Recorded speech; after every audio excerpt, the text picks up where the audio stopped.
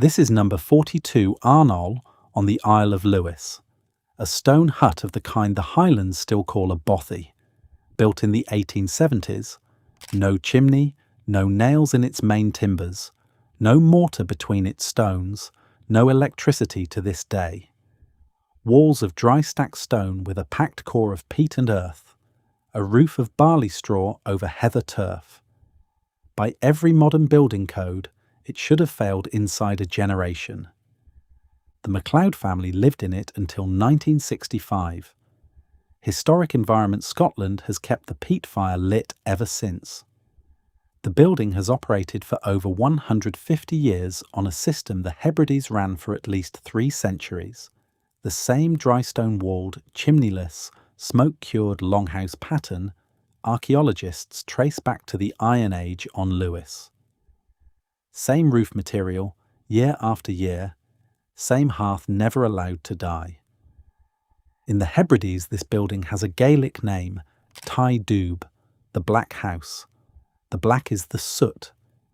Today we're going to show you exactly how that soot worked, starting with the double skin wall that broke 110 mph gales without a single bolt, the chimneyless peat fire that turned the inside of the roof into a chemical sealant, and the closed loop that ploughed last year's roof into next year's field. The word Bothy itself comes from the Scottish Gaelic Bothan, meaning hut, and in modern usage it covers anything from a herder's stone shieling to the repurposed estate shelters mountain hikers sleep in today. But the building that produced the 300-year roof system is more specific, and historians call it by its Hebridean name, the Black House. Arnol number 42 was not unique, it was a regional standard. The 1928 Royal Commission survey of the Outer Hebrides catalogued hundreds of Tai Dubh across Lewis, Harris, North and South Uist and Barra. Almost every croft on Lewis was won. As recently as 2016, the SPAB survey, commissioned by Historic Environment Scotland, walked the entire country and found 305 traditional thatched buildings still standing across Scotland, 236 of them now legally protected. At Gearanan, on the western coast of Lewis, an entire village of 9 black houses stayed continuously inhabited until 1974. Near Uig, an archaeological team led by Nesbitt, Church, Gilmore and Burgess excavated 2 structures inside an abandoned black house village at Barreiro in 2013 down to their dry stone foundations. This was not one clever shelter in one valley. This was the dominant rural building type of an entire archipelago for at least 3 centuries of documented occupation, and it followed a pattern that goes back to the Iron Age. To understand why it lasted, you have to start with what the islanders had to fight. The climate of the Outer Hebrides is, by any modern metric, hostile to buildings. The Met Office records mean wind speeds on Lewis between 16 and 18 miles per hour year-round, the highest sustained averages in the British Isles. The same Stornoway weather station logged its record gust at 113 miles per hour in February 1962, a number that was tied again in January 2015. Annual rainfall sits between 50 and 60 inches, 1,200 and 1,500 millimetres, across roughly 250 wet days a year. There is salt in the wind for 9 months out of 12. There is no protective tree line. Palynologists date the loss of native woodland on Lewis to roughly 4,000 years ago. The wind on Lewis is what the wind on the mainland would be without forests to slow it down. That climate is what every Hebridean building has to defeat. And the islanders had almost nothing to defeat it with. No standing timber, no clay for fired brick, no lime for mortar. Imported building material was prohibitively expensive on crofts that frequently operated below subsistence. The Napier Commission in 1883 and 1884 travelled to 61 places, held 71 meetings, and interviewed 775 individuals across the islands, and the picture that emerged was of an agricultural population working land that could not on its own feed them. What the islanders did have was gneiss and schist, the hardest rock in Britain, lying in slabs on the surface. And they had an effectively unlimited supply of peat. The black house is what you build when those are the materials in front of you, and that is the wind you have to break. The first layer of the system is the wall, and it is the most physically obvious thing about a black house the second you walk up to one. It is roughly 3 feet thick, about 1 metre, and on older examples between 4 and 6 feet. It is not one wall, it is 2. The outer is a drystone skin of locally quarried gneiss, laid course on course without a drop of mortar. The inner is a second drystone skin running parallel about a foot away. The core, rammed between the two skins like a sandwich, is peat blocks, turf and topsoil. Alexander Fenton, who spent his career documenting Scottish vernacular building for the Royal Museum of Scotland and Historic Scotland, called the flat top of the wall the tobta. This wall does 3 things at once. The 2 stone skins shed wind and stop rain. The peat and earth core is hygroscopic, which is a long word for it absorbs moisture out of the air, slowly releases it back, and never lets a humidity differential drive water through the wall the way wind drives water through a modern masonry cavity.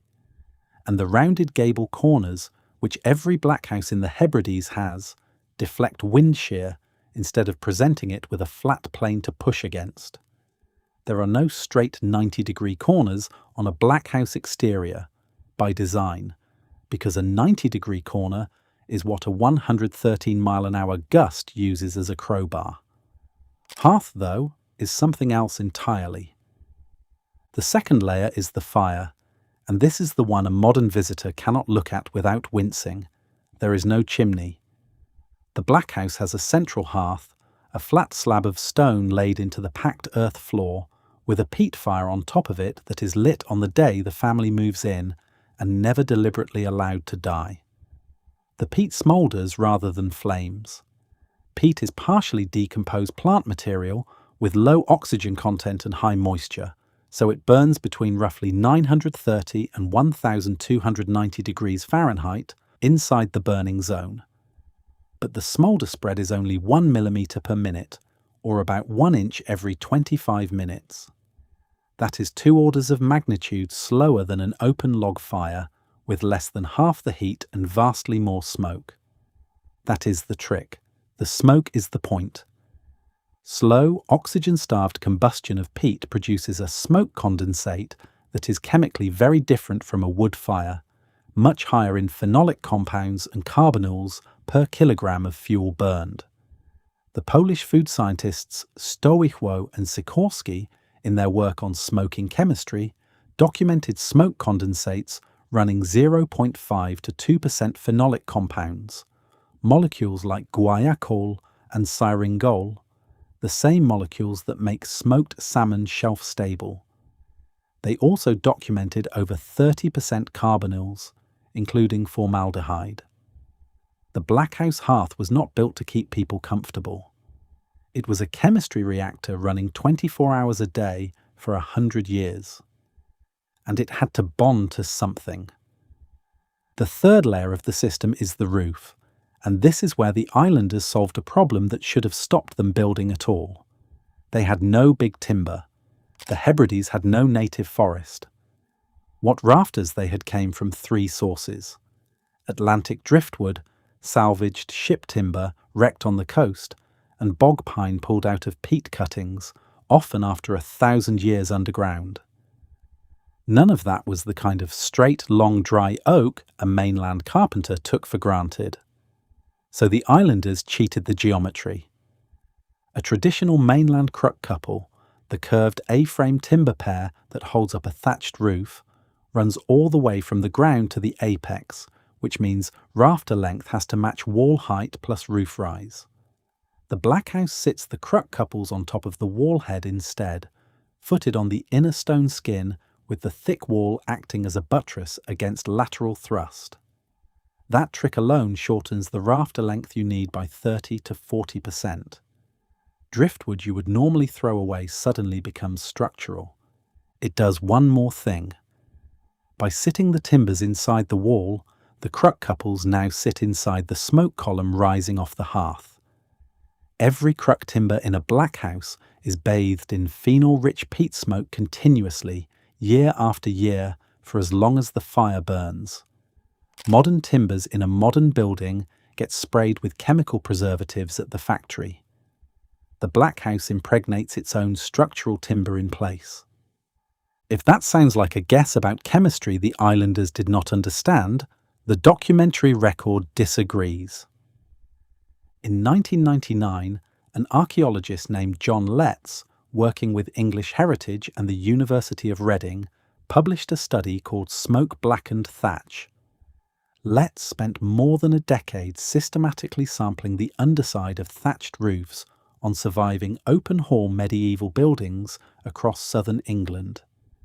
These were farmhouses that in the 14th and 15th centuries had no chimney, just a hearth in the middle of the room and a hole at the gable end where smoke worked its way out through the thatch.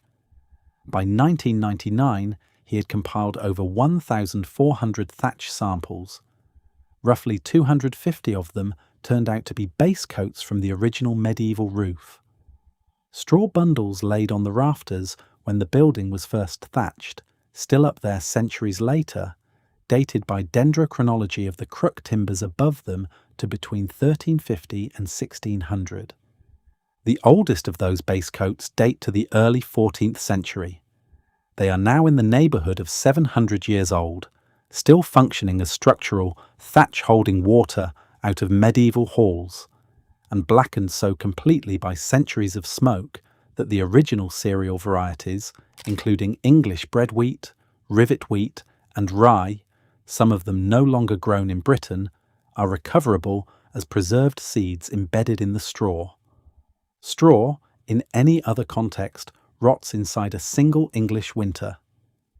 Smoke from an interior fire kept those straw bundles structurally sound for 700 years. The same mechanism is what makes the black house thatch work.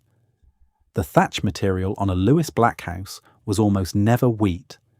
Wheat will not ripen reliably in the Hebridean climate. It was barley straw, harvested with the roots still attached because the root pad sheds water better than cut straw.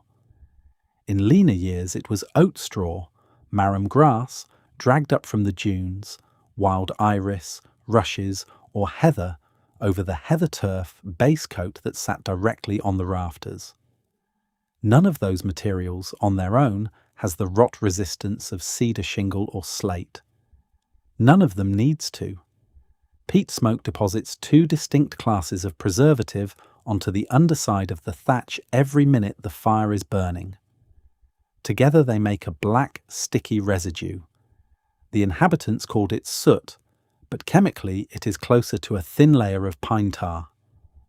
The phenolic compounds, molecules in the guaiacol and syringol family, disrupt fungal cell membranes and stop the rot fungi that would otherwise digest the cellulose in the straw.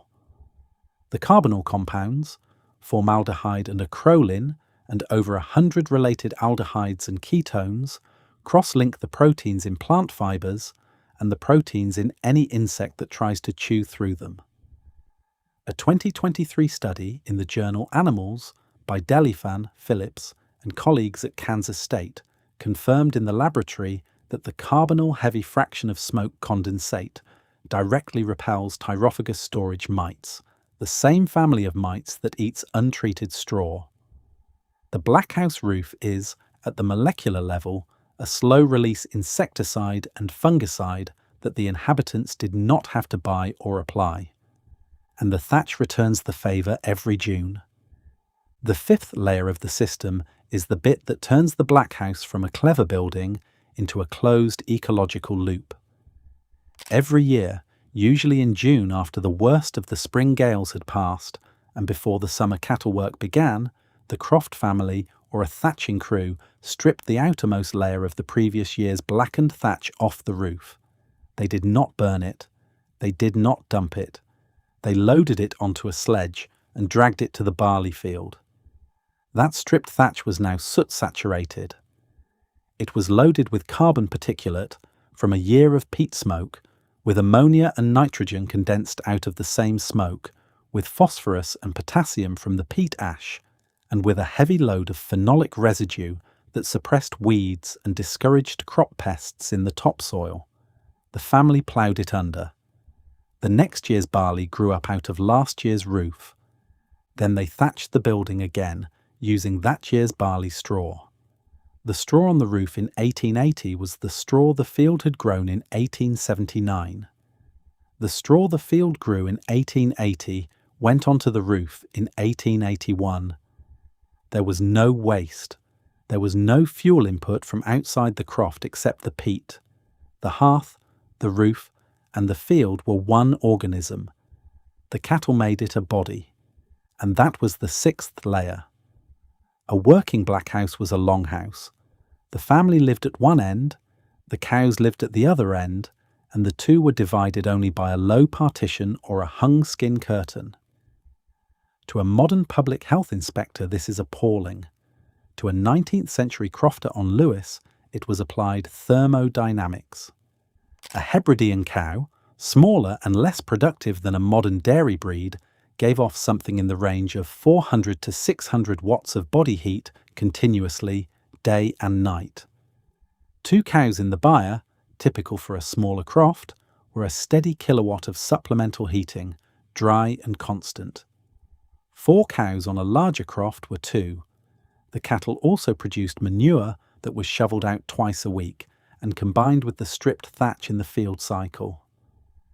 The same single peat hearth that smoked the roof now also benefited from animal heat radiating up the length of the building from the byre end.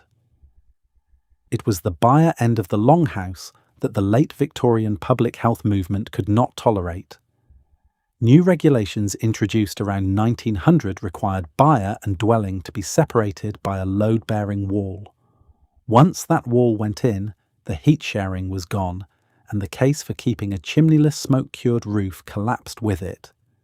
The Hebridean black house was, in every measurable way, the most efficient closed-loop building system that ever stood on a treeless North Atlantic coast. A thick double-skin wall packed with peat and earth broke 113-mile-per-hour wind without a single bolt of metal. A chimneyless peat fire turned the interior into a chemistry reactor running 24 hours a day. A cruck roof footed on top of the wall salvaged usable rafters out of driftwood. A barley straw thatch impregnated with phenolic peat smoke resisted rot, fungi, and insects without a single industrial chemical. An annual stripping cycle moved last year's roof into next year's field. And a shared single roof with the cattle byre cut the heating bill by a steady kilowatt.